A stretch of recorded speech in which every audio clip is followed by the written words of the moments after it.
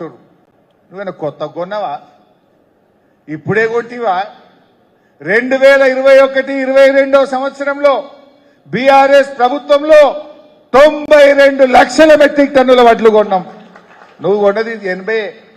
నీకంటే 12 లక్షల మెట్రిక్ టన్నుల వడ్లు 2021-22లో కొన్నాం. బరాబర్ 2 రోజుల్లో రైతులకు డబ్బులు వేసినాం.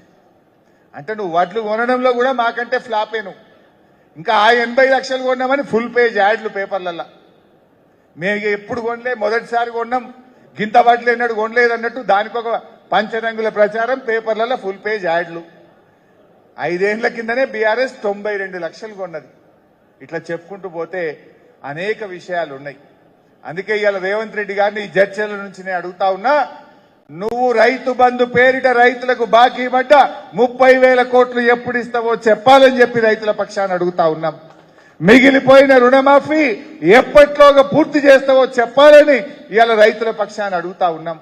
మూడవది ఇంకో ముఖ్యమైన విషయం మీరందరూ గమనించిందో లేదో, ఒకప్పుడు రేవంత్ రెడ్డి ఏమన్నాడు, వడ్లు వండింది, ఎన్ని వడ్లు కొన్నా కొంట, ఎంత పంట వండినా కొంట. నేనేం చెప్పిండో చూసిండ్రా? మీరు గమనించిండ్రా? చూపియాలన్నా చూపివట్టురా భయ్ ఏ తమ్మి.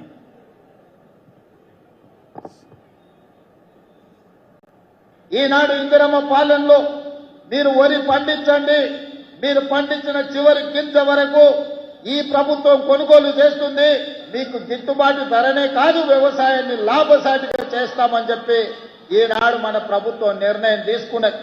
ఇకపై కేంద్రం ఏ ఏ పంట ఉత్పత్తులకు ఎంఎస్పీ నిర్ణయించి కొనుగోలు చేస్తుందో ఆ పంటలను అంతే కోటాలో రాష్ట్ర ప్రభుత్వం తరఫున కొనుగోలు చేయాలని నిర్ణయం తీసుకున్నాం. పంటల కొనుగోలు కూడా ఇందాక ఉత్తమ్ గారు చెప్పినట్టుగా కేంద్ర ప్రభుత్వం యొక్క విధి విధానాలకు అనుగుణంగానే తెలంగాణ రాష్ట్రంలో కూడా భవిష్యత్తు పంటల కొనుగోలు ఉంటాయి. మీకు అర్థమైందా? ఇక ముందు కేంద్ర ప్రభుత్వం ఏ ఏ పంటలు కొనుమంటే అంతే మోతాదులో కొంటాము స్పష్టంగా చెప్పింది. కేంద్ర ప్రభుత్వం మక్కలు కొనది అంటే ఈ వానకాలంకెళ్ళి రేవంత్ రెడ్డిగా మక్కలు కొనడు. కేంద్ర ప్రభుత్వం జొన్నలు కొనది, సోయాబీన్ కొనది అంటే ఈ వానకాలంకెళ్ళి రేవంత్ రెడ్డి కాంగ్రెస్ ప్రభుత్వం మక్కలు కొనది, జొన్నలు కొనది, సోయాబీన్ కొనది, కందులు కొనది, శనగలు కొనది, పెసర్లు కొనది.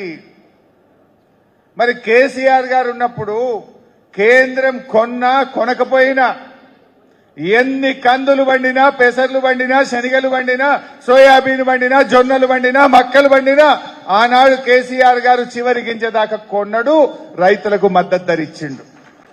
కానీ ఇప్పుడు కాంగ్రెస్ ఏమంటుంది, ఈ వానకాలంకెళ్ళి కేంద్రం కొనుమన్నంత కొంటాం, ఏ పంట కొనుమంటే గా పంటనే కొంటామంట. మరి నువ్వెందుకున్నావు? పీకనీకున్నావా?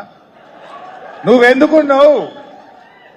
మరి కేంద్రమే కొన్నాక నువ్వెందుకు పీకనీకా? మరి ఇది రైతులంటే మాట, నా మాట కాదు.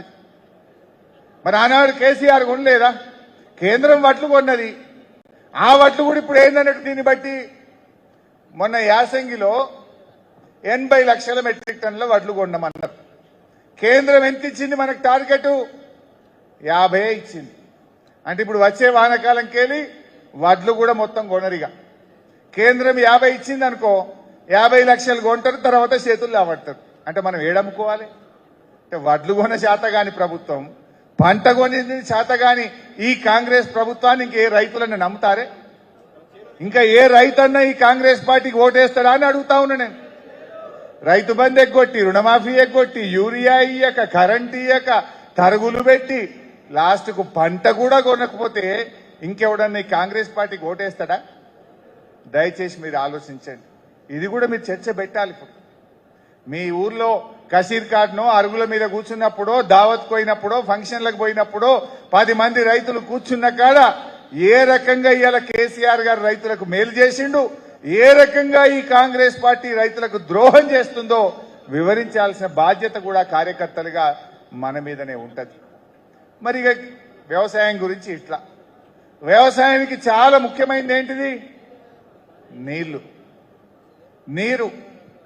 ఇవాళ ఈ సాగునీరు విషయం మీద కూడా మాట్లాడుకోవాలి.